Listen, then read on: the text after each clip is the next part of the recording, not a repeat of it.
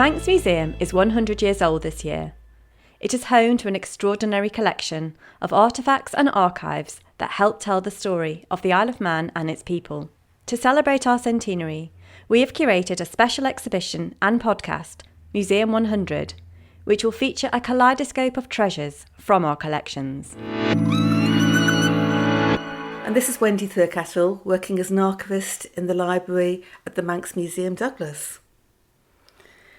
In today's workplace, employees may face all sorts of frustrations and checks on behaviour, but spare a thought for those working over 170 years ago in Tromode, outside Douglas, at William Fine Moore's flax spinning, bleaching and sailcloth manufactory.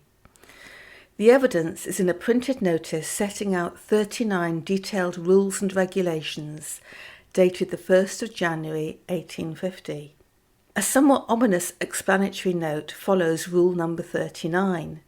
It reads, "The above rules and regulations are intended solely for the purpose of maintaining proper order in this establishment and preventing wasteful and unnecessary expense. And notice is hereby given that they will be strictly enforced.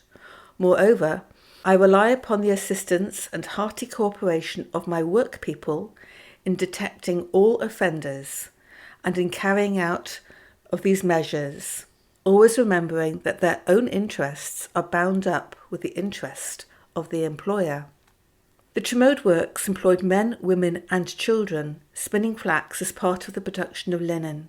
Many of the rules had an automatic fine attached to them if they were broken, and the fine was deducted from the wages of the offender. You can read the rules by zooming into the notice on iMuseum and then decide if they were fair and reasonable. Workers could be fined for being absent from work and a lot more besides. Bear in mind that the 6-day working week was 6 a.m. until 7 p.m. Monday to Friday, finishing early at 5 p.m. on Saturdays. 35 minutes were allowed for breakfast and 45 for dinner. What of the business itself? William Fine Moore took full ownership in 1846 on the death of his father James. It had a workforce of over 160, with premises at one time also on Wellington Street in Douglas. Eventually work was centred fully at Tromode. William's attempt to set up another manufactory of sailcloth in Monkstown, 8 miles from Belfast, was not a success, and that venture closed down in 1886. Efforts were refocused on the Isle of Man, despite it running at a loss and closing temporarily. Moore died on Wednesday the 29th of May 1895, after suffering from illness for some time. In his will he left £1 in gold to every employee, there were nearly 200 by 1895, to be distributed on the Christmas Eve following his death. This task fell to his son, A.W. Moore, who had been running the business with his father and had the unenviable task of closing it for good in 1906.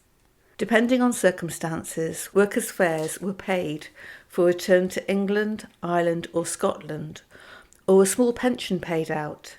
Those having put in 30 years of work were allowed to live rent-free in the Tromode accommodation built for them. Arthur Moore, a noted Manx politician and historian, died 3 years later in 1909.